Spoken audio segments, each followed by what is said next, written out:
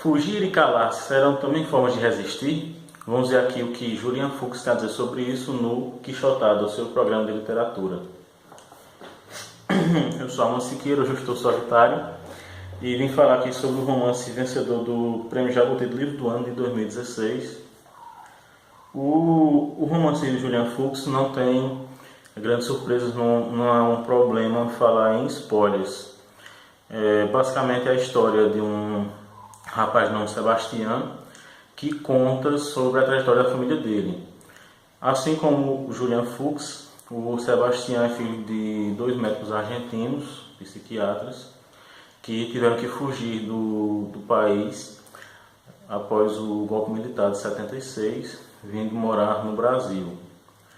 O livro conta também principalmente a trajetória do irmão adotivo dele.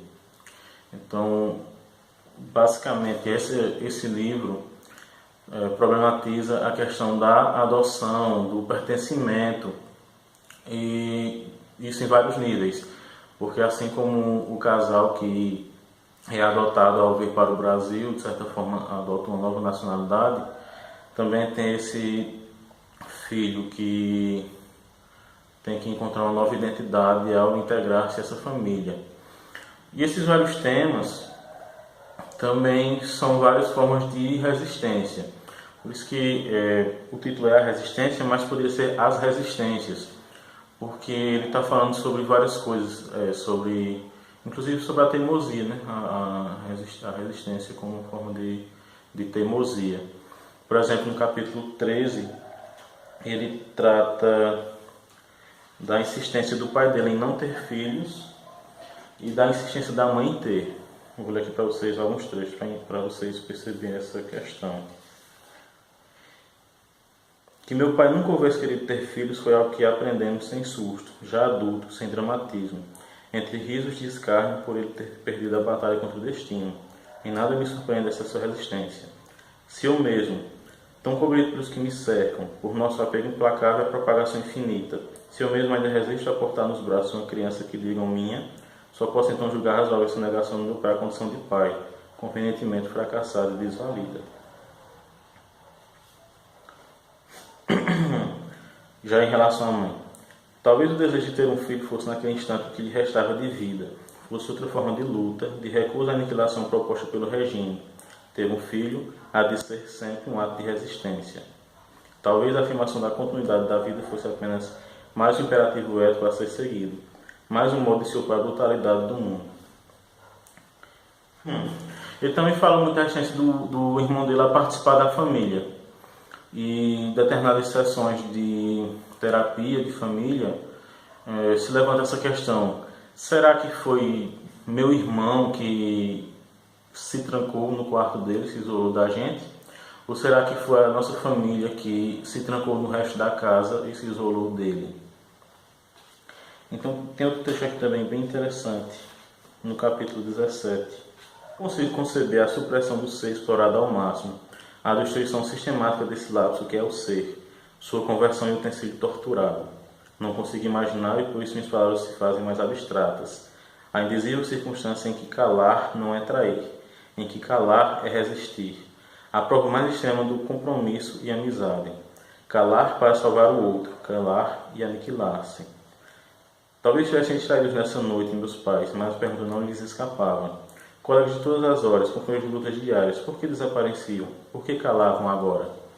É claro que esse silêncio desses companheiros tem a ver diretamente com a tortura, com a perseguição do governo militar argentino. Então muitos que deixavam de frequentar a casa deles o deixavam por medo, enquanto outros deixavam simplesmente porque tinham desaparecido. Como é o caso de uma das amigas da mãe do narrador. O narrador fala também sobre o irmão dele e uma questão que ele teve um problema na infância, na primeira infância, que teve que fazer uma cirurgia. E aí ele fala sobre a cicatriz, e quando ele fala sobre cicatriz, ele pode falar de várias cicatrizes, né? Aquelas físicas ou as psicológicas. Tantas vezes vi a cicatriz em seu peito, cicatriz muito maior do que precisaria ser, reforçada pelos anos que deveriam tê-la desfeito. que reduziriam a memória do corte a um traço bastante discreto. Toda cicatriz é signo? Eu me pergunto sem querer. Toda cicatriz grita ou é apenas memória de um grito calado no tempo? Tantas vezes a vi, tão fácil a reconheço, mas não sei dizer o que grita ou o que cala aquela cicatriz. Já no capítulo 26, nós vemos outro trecho interessante. É preciso aprender a resistir, nem ir, nem ficar, aprender a resistir. É preciso aprender a resistir, mas resistir nunca será se entregar a uma sorte já lançada, nunca será se curvar um futuro inevitável.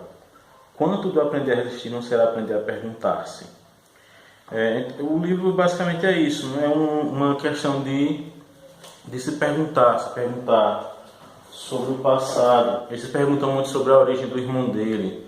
Em um determinado momento do romance, inclusive ele tenta romantizar a origem do irmão dele, imaginando que ele poderia ser descendente de desaparecidos da ditadura argentina. Ele visita a sede das Avós de Maio, que é um subgrupo das Mães de Maio, aquele movimento muito importante que acontece em Buenos Aires. Bem, a partir daqui eu vou dar alguns spoilers sobre o Noite Dentro da Noite do Joca Terron, porque eu fiz um paralelo entre os dois livros e esse paralelo vai dar alguns spoilers. Portanto, se você não quer receber spoilers do Noite Dentro da Noite, eu vou colocar aqui embaixo o link do vídeo que eu fiz sobre ele sem spoilers. Ou então, se você não leu ainda o livro e quer também saber um pouco mais, lá vai ter uma visão geral sobre o livro. Aqui eu vou falar mais sobre a questão da trama e as semelhanças que eu vejo entre o Noite Dentro da Noite e o A Resistência. A primeira semelhança é a questão da família fugitiva durante a ditadura. Em Noite Dentro da Noite, a família foge do regime militar brasileiro, enquanto que no A Resistência eles fogem do regime militar argentino, vindo para o Brasil. Também tem a questão dos antepassados dos personagens, dos protagonistas. Os antepassados são estrangeiros. É interessante essa questão do estrangeiro, daquele que busca uma fuga ou busca encontrar um lar. Também existe a questão do silêncio. O silêncio também é muito importante nos dois livros. O silêncio em A Resistência, ele é quebrado. O narrador vai falando sobre o irmão dele, que é adotivo, e vai dizendo o quanto não consegue dar voz a ele. No entanto, esse irmão adotivo, em determinado momento do livro, vai ter voz para reclamar de algumas coisas em relação à família. Já no Noite Dentro da Noite, o protagonista é mudo mesmo, ele não vai falar em nenhum momento, assim como não vai ter nome. A questão da adoção também é trabalhada nos dois livros, embora no Noite Dentro da Noite seja um mistério, que só vai ser revelado já no final do livro.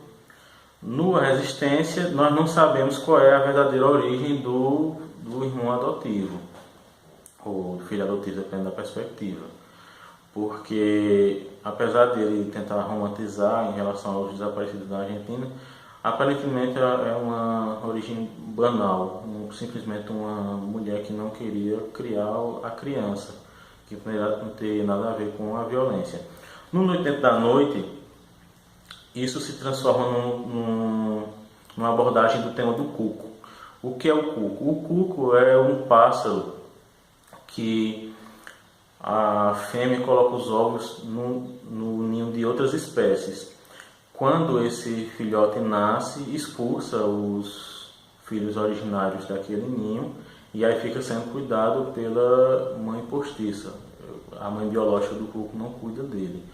E acaba que esse tema é trabalhado no Noite Dentro da Noite, porque descobrimos lá num determinado momento do livro que o protagonista era filho de um embaixador que seria sequestrado pela milícia em que participava o tio adotivo dele, no caso o irmão da mãe adotiva. Acontece que durante essa tentativa de sequestro, o pai do menino é morto, que era um diplomata. e o menino então é levado para que fique com essa família enquanto o Comitê Central não decide o que fazer com ele. Acontece que esse menino brinca com uma arma junto com o verdadeiro filho do casal, o filho biológico, e nessa brincadeira ele atira no outro menino. Então o menino acaba morrendo e ele acaba ficando sendo o filho da família. Então você, apesar de não ser intencional, você tem aí o tema do Cuco bem delineado, né? O menino se torna, exclui do convívio familiar o filho biológico e passa a ter o monopólio dos cuidados da família. Embora ele o tempo todo fique desconfiado de que não é o verdadeiro filho daquele casal. Então você vê por aí que tem muitas semelhanças, né, em relação ao tema da ditadura, o tema da violência, o tema da adoção, do não pertencimento, o tema das fronteiras.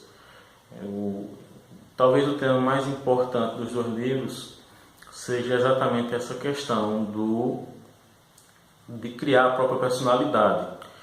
E o quanto da personalidade vem da família, o quanto da personalidade vem do local que você veio e o quanto dela determina o lugar para onde você vai. É isso. Espero que vocês tenham se interessado por ler As Duas Obras, que são ótimos livros. A Resistência é um livro curtinho, de 187 páginas, muito rápido a leitura, é um livro mais seco, mais objetivo. O Noite Dentro da Noite é um livro mais extenso, com uma pegada mais de mistério, suspense, e você é fisgado do início ao fim, com a vontade de saber o que realmente está acontecendo ali. Mas os dois livros, nas suas abordagens, tratam temas bem semelhantes e temas que são instigantes para o nosso tempo.